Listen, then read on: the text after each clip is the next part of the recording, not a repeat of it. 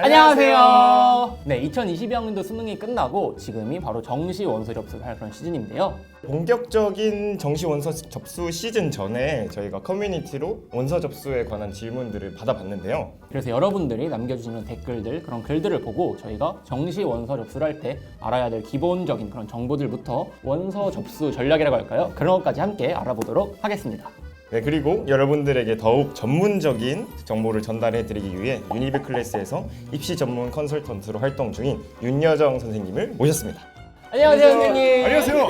안녕하세요. 반갑습니다. 혼자서 활동하다가 갑자기 이렇게 젊고 패기발랄한 분들을 만나니까 오늘 너무 당황스럽고 즐겁습니다. 네, 정말 와주셔서 감사하고 네, 혹시 선생님 소개 한번 부탁드려도 될까요? 네, 안녕하세요. 저는 유니브 클래스에서 입시 이야기를 하고 있는 윤여정이라고 합니다. 반갑습니다. 자, 제가 정시 얘기를, 현실적인 얘기를 좀 해드리고 싶다 보니까 학교를 라인으로 좀 잡아서 위아래를 얘기하는 경우가 조금 있을 수 있어요. 그래서 어차피 원서 쓰실 때 다 아시는 내용이기도 해서 불편할 수는 있겠는데 좀 현실적인 거라고 생각하고 좀 감안하시고 좀 봐주셨으면 좋겠어요. 정시 성적에 따른 이제 지원할 때 그 순위 정도로 생각해 주시면 좋을 것 같아요. 네. 이번 수능이 여타 다른 수능들과 큰 차이점이 있기 때문에 이거를 선생님과 한번 간단히 얘기를 하고 넘어가면 좋을 것 같아요. 네, 맞아요. 올해는 그 어떤 다른 해하고는 좀 아예 다른 정시다라고 생각하는 게 실은 맞거든요. 일단 첫 번째는 인원이 많이 늘어났어요. 이게 전국 대학에서 늘어난 건 아니고 서울 소재 주요 16개 대학은 교육부에서 40% 이상을 의무 선발하라는 권고사항을 받았고 대부분의 학교가 40% 정도를 올해부터 이제 맞췄죠. 우리 아이들이 가고 싶어하는 대학들은 모두 다 정시 인원이 늘어났다. 그다음에 두 번째는 서울대가 군을 이동해 주시는 관계로다가 연구대부터 싸그리 싹 다 군변화가 일어났죠. 그래서 가나다군의 전략 자체가 달라져 버리는 거기 때문에 전통적으로 나군이 이렇다더라 가군이 이렇다더라 이렇게 해서 움직이는 것은 조금 곤란한 해가 된 것 같아요. 그다음에 세 번째는 이게 솔직히 제일 큰 변화일 수 있는데 국어하고 수학에서 특히 국어는 크게 문제는 없겠지만 수학에서 문이과 통합 미적, 확통, 미적, 기하라는 선택 과목 이렇게 선택형 수능이 처음으로 도입해서 시험을 봤어요. 그리고 네 번째는 항상 일어나는 것들. 전형의 변화는 학교마다 그냥 내 맘대로 하는 거니까. 이거는 저도 처음 아는 정보예요. 저도 그냥 왜? 대학 어떻게 간 거야? 모의 지원 넣어보고 점수가 많이 남아서 그냥 안정으로 이렇게 넣긴 했는데 설마 7칸에 넣는 저 7, 8칸 왔다 갔다 네. 네. 와, 8칸. 그리고 이제 통합 수능이 된 만큼 사실상 교차 지원이 가능한 거잖아요.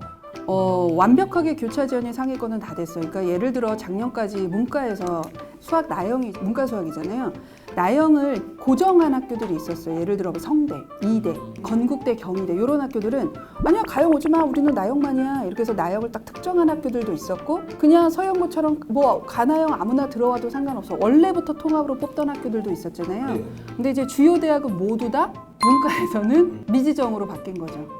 그러면은 문과와 이과 학생들을 봤을 때 문과가 아무래도 좀 불리한 그런 상황일 것 같은데 꼭 불리하다고 얘기할 수는 없어요. 왜냐면 올해 6월 모의고사의 입시 결과를 분석해 보면 사과탐으로 수학의 불리함이 어느 정도 보정이 됐기 때문에 한간에 떠도는 뭐 이런 거 있잖아요. 뭐 건대 정도 합격하면 서성한 문과 갈 수 있다더라. 이 정도의 교차는 실은 불가능했었고 교육과정 평가원에서 각 등급에 있는 확통, 미적, 기하의 비율을 발표하지 않아주는 이상 모든 입시기관이나 모든 부모님들은 추측으로 이거를 감으로 때려 맞출 수밖에 없기 때문에 모의 지원이 조금 더 중요해졌다고 볼 수는 있죠. 이게 너무 많이 바뀌어서 그냥 맞아요. 상황이 혼돈의 카오스네요. 네. 그냥 속으로 계속 그 생각하고 있었거든. 혼돈의 카오스다. 모르겠네. 이거는 솔직히 컨설턴트마다 의견이 다를 수 있어서 이거는 저의 개인적인 의견이기는 한데 수시 같은 경우는 이 아이의 생기부의 상태, 이 아이의 내신 등급, 학교 라인에 따라서 얘는 이 학교에서 이 학교까지 가능하다라고 하는 선을 벗어나기가 어려워요. 정시 같은 경우는 내가 받은 점수가 있어요. 근데 이 원점수가 100분위로 가면 유리해질 수도 있고 표준 점수로 가면 유리해질 수도 있어요. 왜냐면 대학마다 반영 지표가 표준 점수를 반영하는 학교와 100분위를 반영하는 학교가 다르잖아요. 여기에서부터 달라진단 말이에요. 이걸로 나타내는 도출되는 누적 100분위는 진짜 천차만별이에요. 예측하지 않은 변수들이 좀 많고 그 변수를 잘 따져보면 이 점수로는 도저히 생각하지 못하는 대학을 가는 것도 실은 가능하죠. 말씀 들으면서 이제 계속 느끼는 게 아는 것이 힘이다. 프란시스 베이컨. 저는 수능 점수가 나오면 대학도 사실은 정해지는 줄 알고 있었거든요. 오히려 정시가 그게 더 명확하다라고 오해하시는 분들이 실은 많으세요. 수시가 오히려 가능성이 좀 더 많고 6장이기도 하고 막 이런데 진짜 아닙니다. 그러네요. 네. 수시와 정시의 가장 큰 차이점이 그거예요. 수시는 서울대, 연대, 고대, 서강대, 성대, 한양대 다 쓸 수 있죠. 근데 이제 정시 같은 경우는 군별로 모집을 하죠. 무리가 지어져 있는 거다 보니까 내가 연대 쓰고 고대 쓸 수 없어요. 그쵸. 같은 군에 있으면 어차피 한 장밖에 못 쓰는 거기 때문에 가군, 나군, 다군에 어떤 학교들이 어떻게 배치가 되어 있는지를 확인하는 걸로부터 정시는 시작을 해야 되겠죠. 그리고 제가 알기로 다군에는 학교들이 별로 없는 걸로 알고 있거든요. 한 2장 정도가 실질적으로 쓸 수 있는 카드가 아닌가. 예를 들어 의대를 쓰거나 서연고에 상위권 학과를 최초합하는 친구들 같은 경우는 어차피 다군에도 의대도 있고 올해는 약대도 신설이 됐고 그래서 의치학력 수가 한 18개 대학 정도가 다군에 있으니까 그 대학을 쓰고 붙으면 돼요. 연고 그다음에 서성안에 중위권 학과 정도를 최초합이 아니라 추가 합격하는 친구들 다군이 좀 애매하다. 안 쓰고 싶다. 그래서 실제 안 쓰는 친구들도 되게 많죠. 국민대, 숭실대, 아주대, 인하대 요 라인의 친구들은 다군을 안정이나 적정이나 상향으로 쓸 수 있는 카드들이 있어요. 쓰는 학교 라인에 따라서 다군이 매우 유의미한 아이들도 있고 의미 없는 아이들도 있고 그러네요. 네, 그렇게. 그러면 사실 수시 6개 쓸 때 저희가 보통 뭐 위로 2개, 아래로 2개, 안정한 거 2개 뭐 이런 식으로 많이 하잖아요. 그럼 정시 같은 경우에는 어떻게 해야 될까요? 이 전략은 전략이 아니라 마음을 먹고 와야 해요. 올해 내로 갈 거야. 나는 내년은 없어. 할 때는 가군하고 나군에서 어디를 안정을 쓰느냐에 대한 고민을 해야 하는 거고 나는 내년도 고려할 수 있을 거면 가나군을 다 상향을 써도 돼요. 연고대가 나군에 있었던 작년과 올해는 가군에 가 있잖아요. 그러면 아무래도 상위권의 인원이 가군이 더 많아요. 빠져나가는 게 가군이 더 많죠. 가군의 전략을 먼저 결정을 하고 나다군을 그 다음에 움직이셔야 한다. 가나다군을 다 그냥 똑같이 펼쳐놓고 쓰는 게 아니라 아이들이나 부모님들이 잘 인지하지 못하고 그냥 넘어가는 단어 중에 좀 의미 있는 단어가 올해 같은 경우는 이제 변환 표준 점수. 표준 점수는 그래도 어느 정도 아시잖아요. 100분위를 기준으로 평균에서 어느 정도 내가 벌어져 있는가 그 편차를 보이는 게 표준 점수. 이게 표준 점수만 쓰면 문제가 되는 게 사탐 가탐이에요. 과목별 난이도가 있는데 그 해 선택한 과목이 어려우면 상관없는데 너무 쉬워버리면 우리 사탐은 그러네요. 문제가 되는 거예요. 50점이 1컷이면 47점도 3등급이 될 수 있잖아요. 맞죠. 사과탐의 과목별 난이도에 따라서 표준 점수가 달라져요. 근데 이게 내 잘못은 아니잖아. 네. 내가 세계지리가 이렇게 쉬울 줄 알았는데 난 선택 안 했지. 네. 뭐 이렇게 되는 건데 이거는 우리의 선택이 아니라 주어진 것. 운명 같은 거잖아요. 난이도가 다르면 표준 점수가 특히 많이 달라지죠. 그래서 이거를 약간 보정해 주는 거라고 보시면 돼요. 그러니까 예를 들어서 사회문화의 94%와 생윤의 94%는 표준 점수는 달라요. 이 94%에 준하는 변환 표준 점수를 대학마다 발표를 해요. 그러니까 과목별 유불리를 없애주는 거죠. 네, 저희가 정시 원수를 쓰기 위해 알아야 되는 것들을 기본적으로 한번 훑어봤는데요. 그럼 학생들이 대체 뭘 먼저 해야 할까요? 일단 수능 성적표가 나오기 전에는 가채점 결과밖에 없으니까 대학 라인을 잡는 작업을 성적표 받기 전에 해야죠. 종이 배치표를 통해서도 잡을 수 있고 진학사 같은 사이트에서 가채점 점수를 입력을 하면 어느 정도 이제 얘가 갈 수 있는 학교 라인의 리스트가 쭉 뜨잖아요. 그렇게 해서 대학 라인을 잡는 것을 일단 먼저 하죠. 이게 일단 1단계. 그 라인의 학교들의 전형 같은 거를 알아보고 그게 2단계죠. 모든 대학의 입시 공부를 다 할 수 없으니까 네. 내가 갈 수 있는 학교 바운더리 안에 있는 학교를 좀 집중적으로 공부를 미리 해놔야 되죠.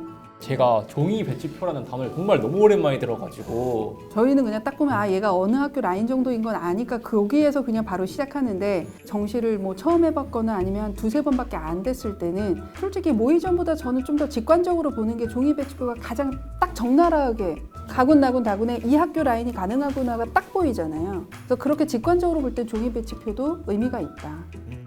자, 여기 종이 배치표는 진짜 학교에 가서도 볼 수 있고 그냥 쉽게 얻을 수 있어요. 그래서 이렇게 보시면 자, 여기 지금 제가 가군만 나왔어요. 아, 가군에 있는 학교들이 어떤 학교들이구나 일단 직관적으로 알 수 있고 표준 점수를 쓰는 학교와 100분이나 등급을 쓰는 학교가 나와 있어요. 내가 갈 수 있는 학교 라인을 잡았을 때 입시 전형별 특징 이 싹 다 나와 있어요. 국어는 몇 프로, 수학은 몇 프로, 탐구는 몇 프로를 반영하는구나. 여기까지만 확인하면 배치표는 다 봤다.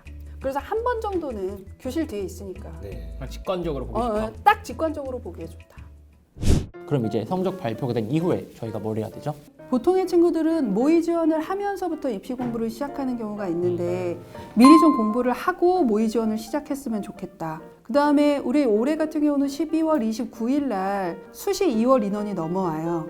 29일 날 넘어오니까 그래서 이 예상 2월 인원에 비해서 실제 2월 인원이 어느 정도가 되는지 이거에 따라 칸수는 달라져요. 칸이 뭔지 모르는 분들이 계실 수 있으니까 그걸 조금 더 자세히 설명해 주실 수 있으실까요? 진학사를 가장 많이 해요. 가장 많은 아이들이 들어와서 하는 게 어쩔 수 없이 진학사다 보니까 7칸이 뜬다라는 것은 최초 합이 확실한 거죠. 뭐 10명 모집이면 얘가 1, 2등 이내에 있는 거예요. 불합격하기가 어려워.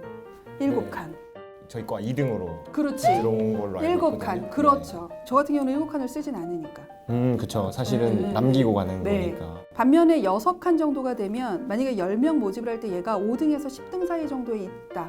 약간의 변수가 생겨도 추가 합격까지는 무난하게 될 거다 싶으면 6칸 정도가 나오죠. 5칸은 현재 기준으로 추가 합격이 예상이 돼요. 예상 경쟁률이 높아지거나 낮아지거나에 따라서 최초 합이 될 수도 있고 불합이 될 수도 있는 딱 5칸이 갈라지는 기준이네요. 칸수를 낼 때 기준이 되는 건 예상 경쟁률이에요. 만약에 예상 경쟁률을 10대 1로 했는데 실제 20대 1이 됐어. 그러면 5칸, 6칸도 어떻게 되는 거예요? 불합.